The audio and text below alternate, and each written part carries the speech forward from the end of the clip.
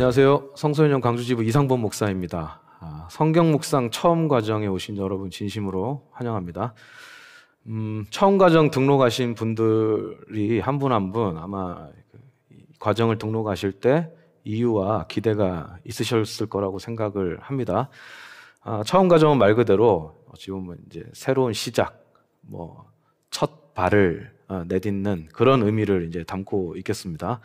그래서 내가 성경 묵상을 처음 시작하는 사람으로서 등록을 했든 아니면 그동안 좀 멈췄었는데 다시 시작해 보려고 한다라는 분이든 여기에서 저는 이제 유익을 얻으실 거라고 생각하고요. 또 하나 성경 묵상을 좀 해오시던 분들일지라도 이 처음 과정이 여러분께 많은 통찰과 또 실제적인 도움을 드릴 거라고 생각해요. 왜냐하면 이 성경 묵상 처음 과정은 꼭 우리가 소위 말하는 A, B, C, D 이렇게 배우는 의미보다는 성경 묵상이 하나님 나라에서 갖는 그 본질적인 의미, 그리고 더불어서 그러면 그 성경 묵상을 우리가 삶에서 어떻게 실제로 실천할 것인가라는 그 전체 흐름과 그림을 이제 보여드릴 거라서 이미 묵상을 해오시던 분들께도 많은 도움이 될 거라고 생각합니다. 그러면 이제 각자가 가지고 있는 그 필요에 맞춰서 하나님께서 은혜를 주실 거라고 믿고 여러분들이 가지고 계신 처음 과정 교재를 중심으로 한번 내용을 차례차례 살펴보도록 하겠습니다.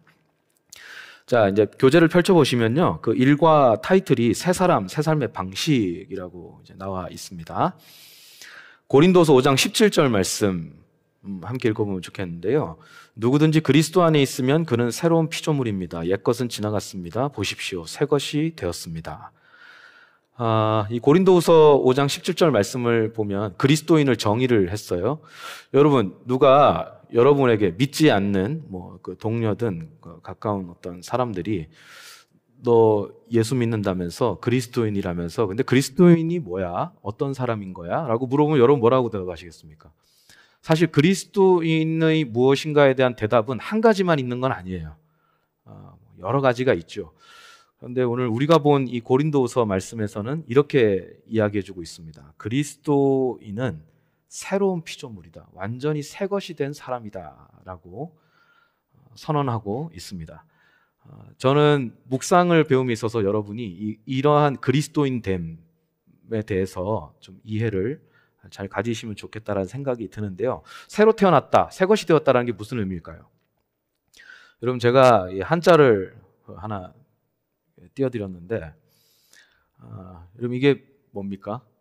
이게 개과천선입니다. 개과천선. 이런 말 많이 들어보셨죠? 그 밑에 사전적 의미가 이제 나와 있는데요. 개과천선은 뭐냐면 지난날의 허물이나 잘못을 고쳐 올바르고 착하게 됨이라고 나와 있습니다.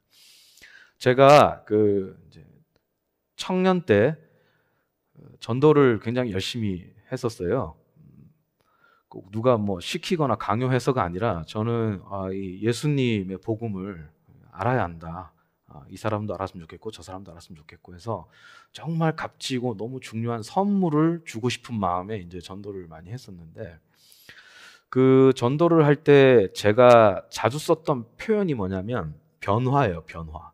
그러니까 내가 예수 믿고 이러이러한 은혜로 이렇게 변했다라는 설명을 많이 했어. 일종의 저의 자기 증언이었죠. 자기 고백이고. 그래서 이렇게 전도를 많이 하는데 어느 날 제 전도를 받던 한 선배가 있었어요.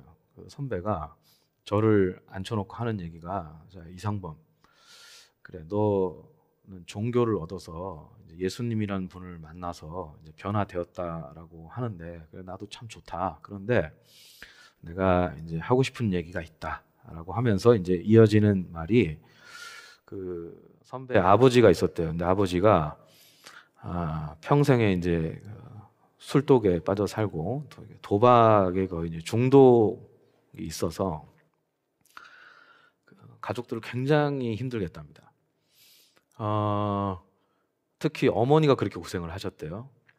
아버지가 참 생활이 바뀌지 않고 그리고 그럴수록 가족들은 더 힘들었겠죠.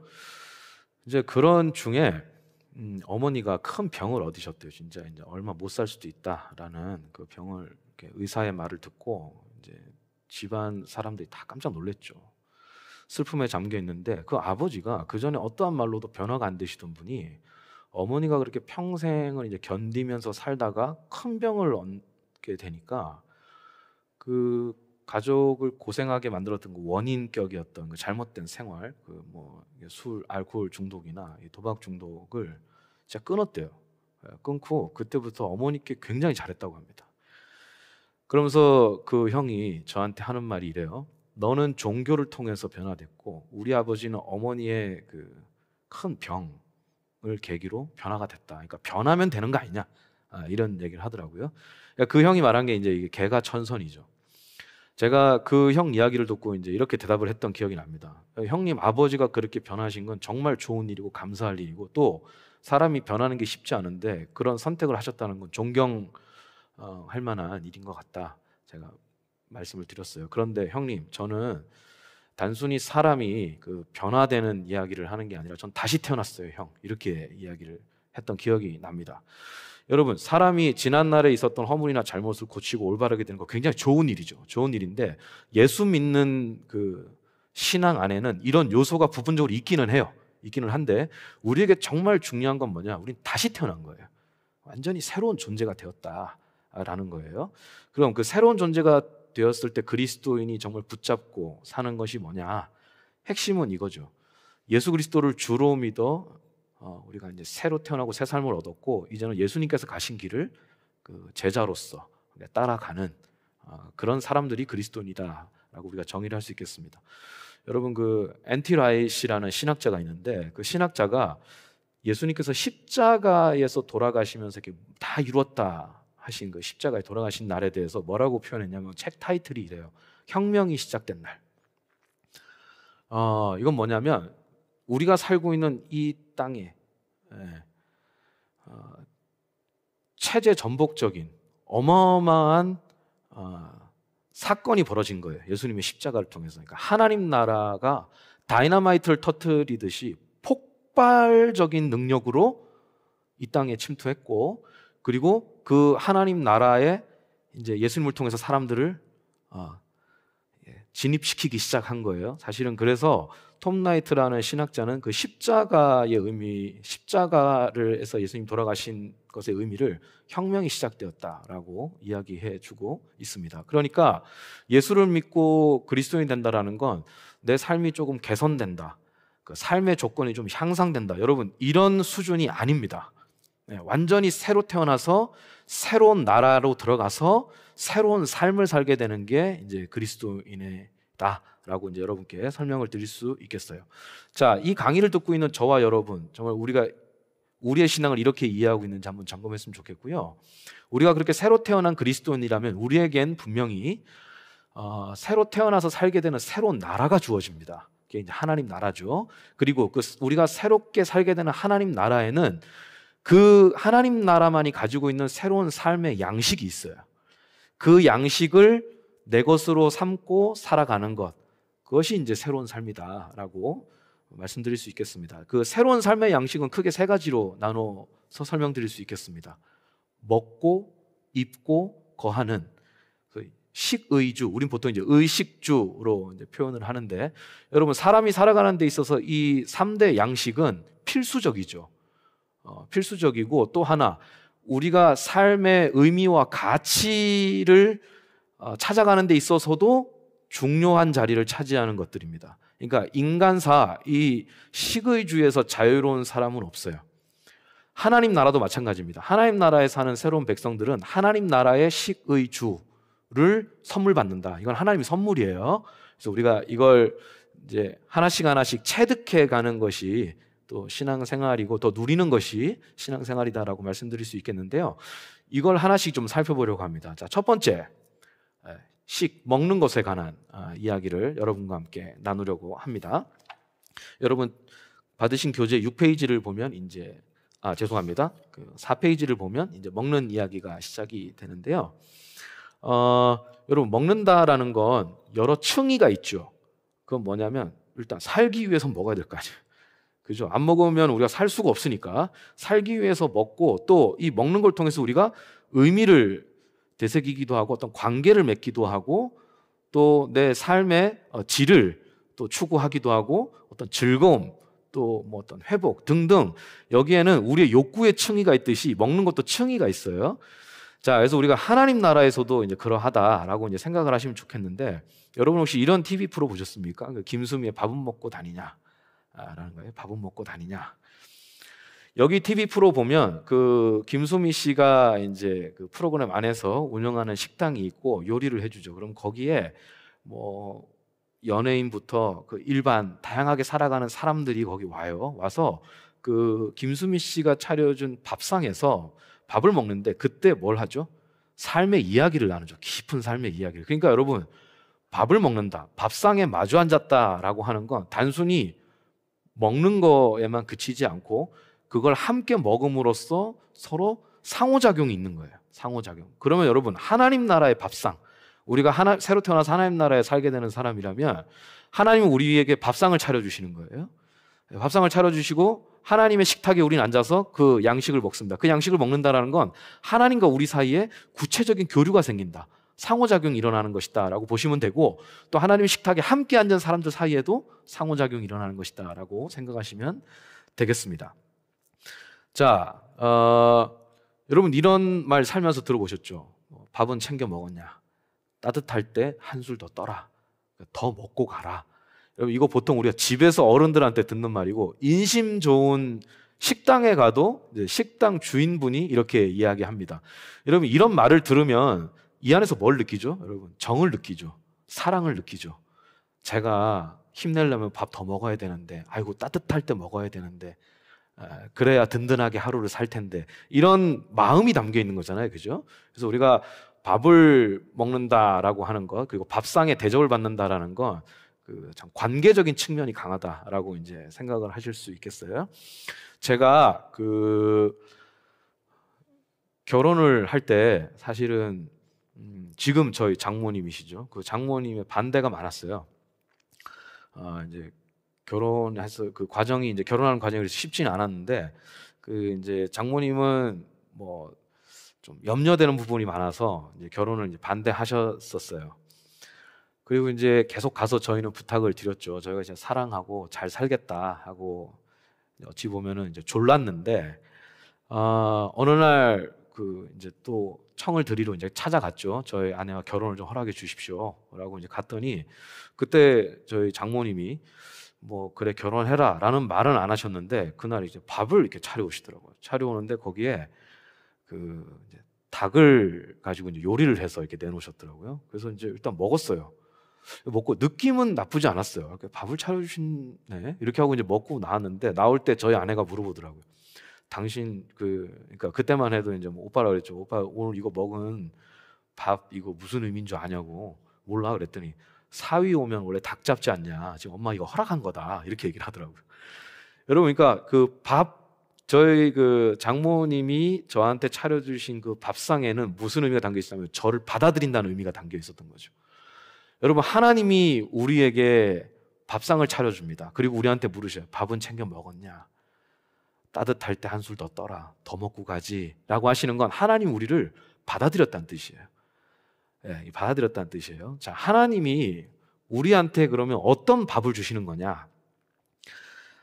교재 5페이지를 보면 거기에 이 말씀이 4가지가 이제 나와 있습니다. 마태복음 말씀, 베드로전서 말씀, 예레미야서 말씀, 시편 말씀이 나와 있는데, 이 4가지가 다 하나님이 우리에게 주시고자 하는 밥이에요. 양식입니다.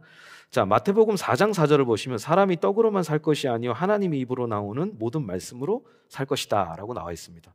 자, 여기에서는 뭘 사는 양식, 살기 위해서는 먹어야 하는 양식이 나와 있어요. 그래서 저는 이걸 생존을 위한 양식, 살려면 취해야 하는 양식이다 라고 이제 여러분께 좀 표현을 했는데요. 하나님은 우리가 이제 떡으로 산다는 건 우리가 자연인으로 살 때 취해야 하는 이 몸의 양식이죠. 그 양식이 필요하다는 걸 절대 부정하지 않으세요. 여러분 신앙생활을 혹시라도 이제 나는 예수를 믿었기 때문에 내 몸의 양식 그리고 그것과 관련된 어떤 생활 그 조건은 터부시하고 나는 영의 양식만 먹으면 돼요. 여러분 이렇게 생각하시면 곤란해요. 여기 나온 말씀을 보면 분명히 예수님께서는 이게 구약 말씀을 인용한 것입니다만은 여기 이제 하나님 마음이 담겨 있는 거죠. 사람이 떡으로만 살 것이 아니니까 떡으로 산다는 뜻이에요. 그런데 그거로만 살면 안 되고 사람에게는 근본적인 양식이 필요하다. 그게 뭐냐? 하나님 입에서 나오는 말씀이라는 양식을 취해야 사람은 온전히 살 수 있다. 제대로 살 수 있다. 바르게 살 수 있다. 뜻있게 살 수 있다. 가치 있게 살 수 있다라는 걸 여기에 이제 알려주시는 거예요. 그래서 여러분, 하나님은 우리에게 이 하나님의 입에서 나오는 말씀이라는 양식으로 우리가 그리스도인으로서 잘 생존하고 생명을 이어갈 수 있도록 이제 도우십니다. 그래서 하나님 우리에게 밥상을 차려주시는 거예요. 말씀의 밥상을. 자, 두 번째, 베드로전서 2장 2절 말씀입니다. 갓난 아기들 같이 순전하고 신령한 저절 사모하라. 이는 그로 말미암아 너희로 구원에 이르도록 자라게 하려 함이라. 여기에 키워드는 제가 볼 때 자라게라는 단어예요. 자라난다. 여러분, 저희가 집에 딸 둘이 있는데 부모로서 자녀에게 가장 위기를 느끼는 순간이 뭘까요? 자라지 않을 때일걸요. 여러분, 그건 정말 문제 중에 문제예요. 생명이 있는 사람은 자랍니다. 우리 예수 믿는 사람도 마찬가지예요. 우리에게 영적인 생명이 있다면, 하나님이 주신 그 생명이 있다면 우리는 자라날 수밖에 없어요. 성장합니다. 그러면 그 성장하기 위해서 뭐가 있어야 되느냐? 이 순전하고 신령한 젖, 이게 말씀입니다. 우리가 그래서 살기 위해서만, 겨우겨우 생존하기 위해서만 양식을 먹는 게 아니라 든든히 먹고 넉넉하게 먹어서 우리가 계속 예수 믿는 사람으로서의 모습을 갖춰가는 자라남을 만들어주는 성장하는 양식으로 또 하나님이 밥상을 주신다라는 거예요. 그리고 예레미야서 15장 16절 말씀을 보시면 만군의 하나님 여호와시여 나는 주의 이름으로 일컬음을 받는 자라 내가 주의 말씀을 얻어먹었사오나 주의 말씀은 내게 기쁨과 내 마음의 즐거움이오나 라고 나옵니다. 여기에는 기쁨과 즐거움이 있죠. 여러분, 제가 아까 양식 먹는 것에서 층위가 있다고 그랬잖아요. 살기 위해 먹고 성장하기 위해 먹지만 또 하나 뭐가 있습니까? 우리에게 기쁨과 즐거움을 주는 게 또한 먹거리죠. 그죠? 하나님 나라에서 마찬가지입니다. 하나님은 우리에게 말씀을 주실 때 생존하기 위해서 먹어야 하고 성장하기 위해서 먹어야 하지만 또 하나 더불어서 우리에게 기쁨과 즐거움을 주기 위해서 하나님은 또 양식으로서의 말씀을 이제 주신다라는 겁니다. 여러분은 삶에 있어서 기쁨과 즐거움이 있으셔요? 혹시 그런 것이 많이 소멸되고 희미해지진 않았나요? 여러분, 말씀을 통한 하늘에서 내려오는 기쁨, 그리고 삶의 형편이 개선돼서 얻는 즐거움도 있지만 개선되지 않을지라도 그 말씀을 통해서 얻는 즐거움이 우리에게 있어야 할 텐데 그것 또한 하나님의 밥상에서 일어난 일입니다. 마지막으로 시편 19편 7절 8절 말씀. 여호와의 율법은 완전하여 영혼을 소성시키며 여호와의 증거는 확실하여 우둔한 자를 지혜롭게 하며 여호와의 교훈은 정직하여 마음을 기쁘게 하고 여호와의 계명은 순결하여 눈을 밝게 하시도다. 여러분, 여기 보면 영혼을 소성시킨다라는 말이 있는데요. 여기서 소성은 이거 우리가 잘 안 쓰는 말이죠. 소성이라는 이 단어는 회복으로 이해하시면 돼요. 회복으로 이해하시면 되고, 그 외에 지혜롭고 마음이 밝아지고 또 눈이 밝아지는 건 이제 온전함이죠. 온전함.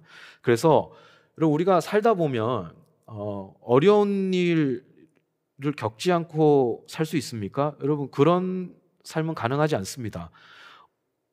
어려움을 면하고 사는 건 또한 그 삶이 좋다고 평가하기도 어렵습니다. 여러분, 우리에게 필요한 건 뭘까요? 어려움을 겪어서 지칠 수도 있고 넘어질 수도 있지만 그때 회복되는 힘이 있어야 돼요. 그 어려움을 딛고 일어나서 다시 힘을 내어서 갈 수 있는 힘이 필요하거든요. 그게 바로 여기 회복의 힘이고요. 우리가 하나님의 사람으로서 온전함을 갖추는 데 있어서도 우리가 이 말씀의 능력이 필요하다라고 해서 생존부터 회복과 온전함까지 다 하나님의 밥상, 그 말씀의 밥상에서 우리가 얻을 수 있는 은혜들이다라는 말씀 여러분께 드리겠어요. 그래서 여러분, 하나님 나라의 새 삶을 살아갈 때 바로 이 하나님께서 주시는 양식인 말씀을 우리가 취할 수 있어야 하고 그것을 취하는 게 묵상이다라고 이해하시면 되겠습니다. 자, 두 번째, 입는 것에 대한 이야기를 한번 해볼게요. 여러분, 아까 양식에도 층위가 있듯이 입는 것에도 우리가 의복에도 층위가 있어요. 자, 일단 우리가 몸을 보호하기 위해서 그런 아주 1차적 목표를 위해서 우리가 입죠. 있는데 그것만 있는 건 아니죠. 우리가 그 다음에는 이 옷으로 나의 어떤 직업을 표현하기도 하고 내가 지금 누구와 어떤 관계인지를 보여주기도 하고 어떤 소속을 드러내기도 하고 합니다.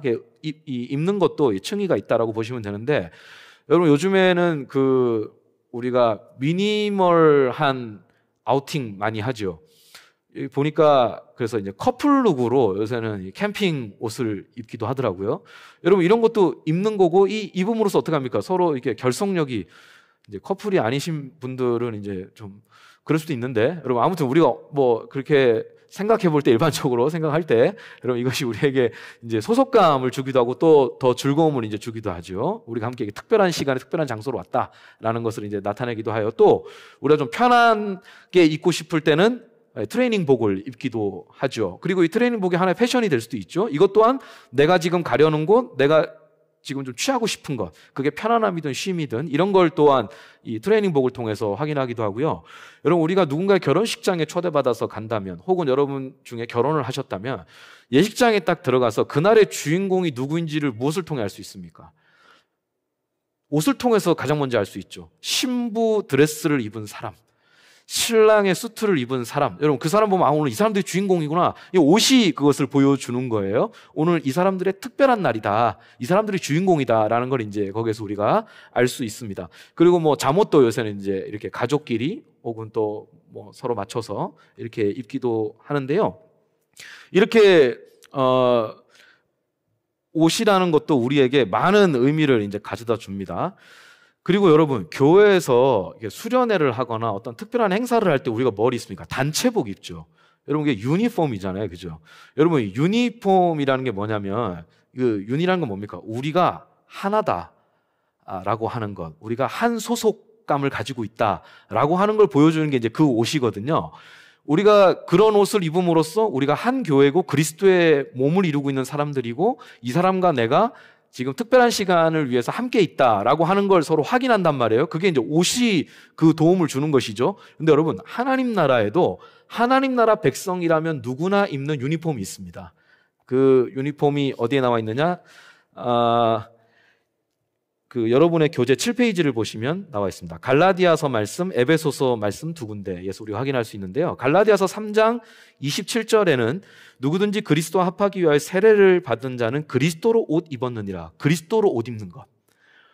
여러분 우리의 의가 되어주시는 이제 그리스도, 그리고 그 그리스도를 담는 삶으로서의 또 옷, 여기에는 이제 이런 의미를 우리가 다 캐낼 수 있겠는데요. 여러분 하나님의 백성이라면 다 그리스도를 옷 입어요. 이게 우리가 입는 하나님 나라 백성의 유니폼이다 라고 보시면 되고요.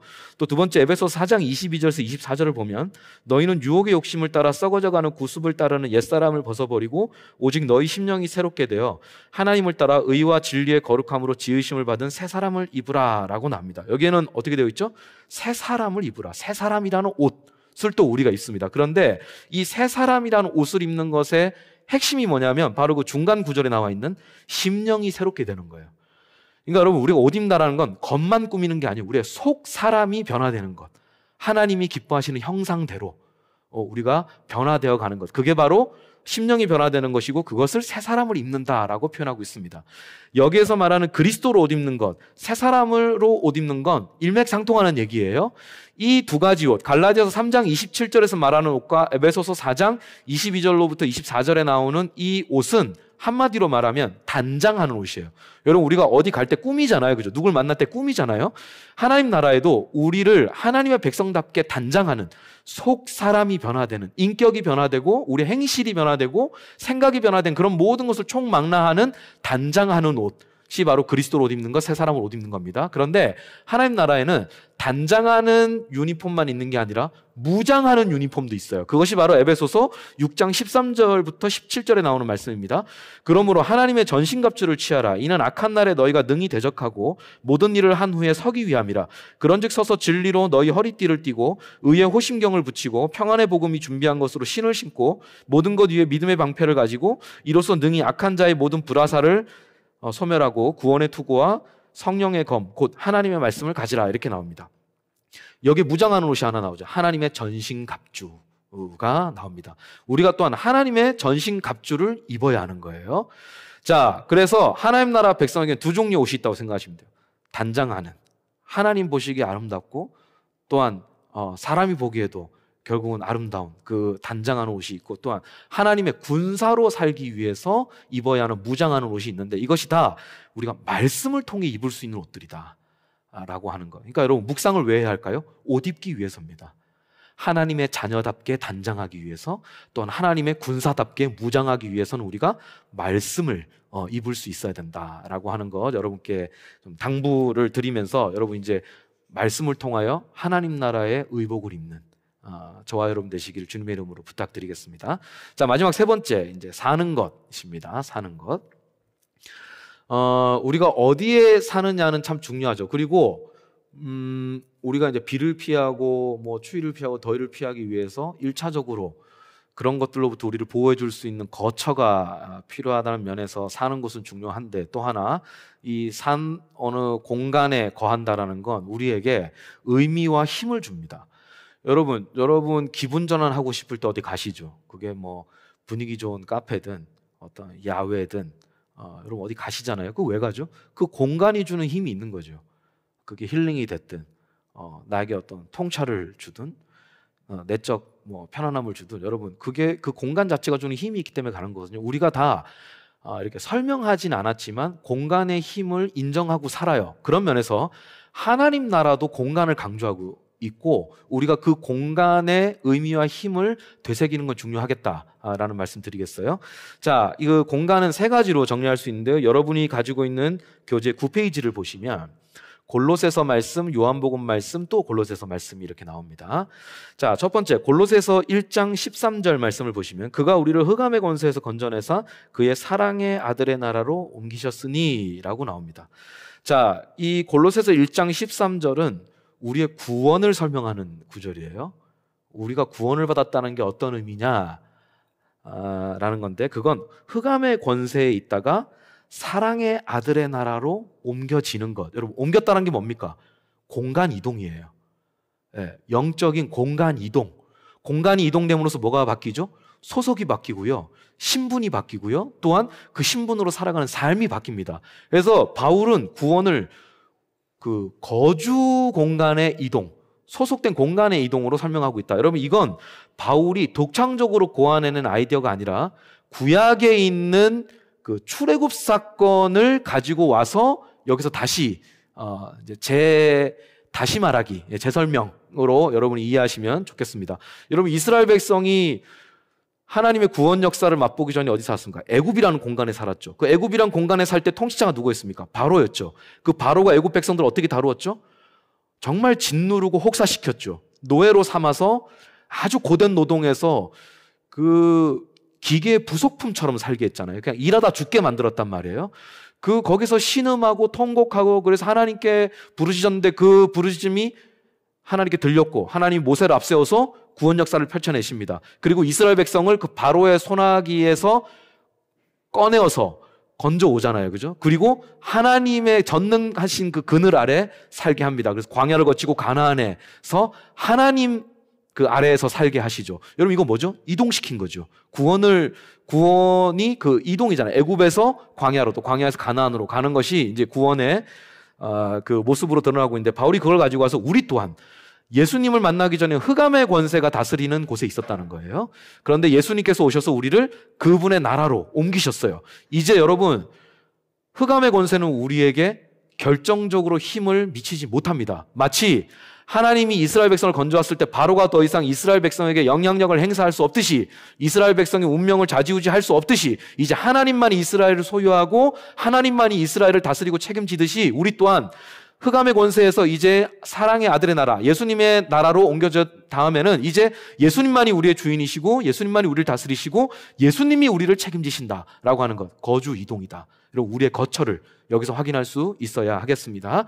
또한 그 다음에는 요한복음 15장 7절이에요. 너희가 내 안에 거하고 내 말이 너희 안에 거하면 무엇이든지 원하는 대로 구하라. 그리하면 이루리라. 여러분, 우리가 이 구절을 보면 어디가 먼저 눈에 들어옵니까? 후반부죠. 무엇이든지 원하는 대로 구하라. 그리하면 이루리라. 대박입니다. 여러분, 세상에 이런 게 있을까요? 뭐 원하는 대로 구하래요. 그럼 다 이루어진대요. 근데 여러분, 실제 신앙생활을 해보시면 이렇게 되든가요? 내가 원하는 대로 다 이루어지든가요? 그렇지 않죠. 무엇이든지 원하는 대로 구하고 그대로 이루어지는 상태는 그 앞에 전반부가 조건으로 있어요. 어떻게 하면 이렇게 되느냐? 너희가 내 안에 거하고 내 말이 너희 안에 거하면. 여러분, 이건 뭐냐면 예수님과 우리가 상호 거주하는 공간이 있다는 거예요. 그게 뭐죠? 말씀이에요. 말씀. 우리가 예수님 안에 거하고 예수님의 말씀이 우리 안에 거하는 이 상호 거주 공간에 있어서 거기에서 계속 날마다 친밀하게 교제하고 관계가 더 깊어지고 신뢰하고 의지하고 사랑하고 이런 관계를 맺으면 여러분 예수님의 마음과 우리의 마음이 뜻에 있어서 일치합니다. 연합해요. 그래서 예수님의 마음이 느껴지고요. 그 마음을 내 마음에 담아 살아요. 그리고 예수님 그런 내 마음을 아셔요. 여러분 이런 마음의 공유, 마음의 연락이 있는 상태에서 신앙생활을 하는 그 삶이 더욱 성숙되고 온전해질수록 어떤 일이 벌어지느냐? 그때 원하는 건 안전해요. 왜냐? 예수님의 뜻에 부합해요. 그 뜻 안에 있는 거예요. 그러면 그 뜻이 하나님의 때와 방식대로 이루어진다라고 하는 거. 그래서 여러분 상호 거주 공간은 뭐냐? 거기서 핵심은 말씀이에요. 말씀. 여기에서 우리가 또한 이 말씀의 공간에서 우리가 예수님과 상호 거주한다 라고 하는 걸 깨달을 수 있고요. 또한 골로새서 3장 16절 17절 말씀 보시겠습니다. 그리스도의 말씀이 너희 속에 풍성히 거하여 모든 지혜로 피차 가르치며 건면하고 시와 찬송과 신령한 노래로 부르며 감사하는 마음으로 하나님을 찬양하고 또 무엇을 하든지 말에나 일에나 다 주 예수의 이름으로 하고 그를 힘입어 하나님 아버지께 감사하라 라고 나옵니다. 자, 여기에 보면 그리스도의 말씀이 너희 속에 풍성히 거하여, 말씀이 거하는 공간이 우리 안에 있다는 뜻이에요. 그리고 거기에는 말씀만이 채울 수 있어요. 거기에 다른 걸로 채워봐야 안 채워져요. 그 말씀만이 채워지는 공간이 있는데 그게 우리 안에 있대. 이건 두 가지 의미가 있어요. 너희 속이라는 건 공동체 안에. 여러분 우리가 몸담고 사는 공동체가 있죠. 여러분의 그 인간 관계 그리고 가정 또 뭐 교회 등등 여러분이 몸담고 있는 공동체가 그 중에 특별히 예수 그리스도의 공동체가 있어요. 그 안에 말씀의 공간이 있어야 돼요. 말씀의 공간. 말씀을 서로 듣고 깨닫고 나누고 그걸로 서로 세워주는 이런 공간이 있어야 되는 거예요. 그것이 풍성하게 하라라고 얘기해주고 있고요. 이건 또한 다른 의미로는 다르다 추가적인 의미라고 할 수 있겠는데 그 의미로는 우리 안에 우리의 이 영혼에 말씀의 공간이 있다는 거예요. 거기에 말씀을 가득 채우라는 거예요. 그것을 채웠을 때 그 뒷부분에 나오는 이런 일들이 너희에게 이루어질 것이다 라고 말씀을 드릴 수 있겠습니다. 자, 이렇게 말씀은 또한 우리에게 거주하는 공간, 거처가 됩니다. 자, 하나님 나라의 양식이 되고 하나님 나라의 의복이 되고 또한 하나님 나라의 거처가 되는 이 말씀을 여러분이 묵상하는 삶, 여러분이 했던 큐티가 가벼운 의미가 아니었다라는 걸 우리가 여기서 확인할 수 있죠. 제가 한 가지 바라는 게 있어요. 주로 이제 청년분들이 많이 여기 계실 텐데 여러분 말씀을 통해서 저는 여러분이 말씀이 주는 회복 탄력성을 많이 가졌으면 좋겠습니다. 이게 지금 사회적으로도 중요한 키워드거든요. 회복 탄력성은 여러분 우리가 살다 보면 넘어질 수 있죠. 흔들릴 수 있죠. 아플 수 있죠. 하지만 여러분 그때 돌아오는 힘이 관건이에요. 돌아오는 힘이. 제가 제주도에 한번 여행을 갔는데 뭐 제주도 아니어도 사실 볼 수 있는 건데 억새풀이 있더라고요. 근데 그 바닷가 가는 곳마다 억새풀이 있어서 그 억새풀을 이렇게 가만히 보고 있는데 그 바다바람이 많잖아요. 그러면 그 바람이 부는 대로 막 억새풀이 이렇게 흔들리고 휘어집니다. 근데 신기한 게 바람이 멈추잖아요. 이게 다시 돌아오더라고요. 제가 그걸 보면서 우리가 만나는 청년들, 그 청년들에게 말씀을 선물해줘서 청년들이 그 말씀을 자기 것으로 취하고 묵상함으로 이 억새풀 같은 힘을 가졌으면 좋겠습니다. 제가 이런 기도가 나오더라고요. 그게 뭐냐면 흔들리지만 뽑히지 않아요. 그리고 휘어지지만 부러지지 않아요. 그래서 다시 돌아와요. 다시 일어나요. 여러분 말씀을 여러분의 양식과 옷과 거처로 삼으셔서 하나님의 청년으로 살아가는 하나님의 백성으로 살아갈 때 여러분 안에 이런 회복의 힘을 많이 터득하시고 이런 근육을 키우시기를 제가 좀 부탁을 드리겠습니다. 자, 이것으로 1과를 마무리하고 또 이후에 2과를 계속 이어가도록 하겠습니다. 감사합니다.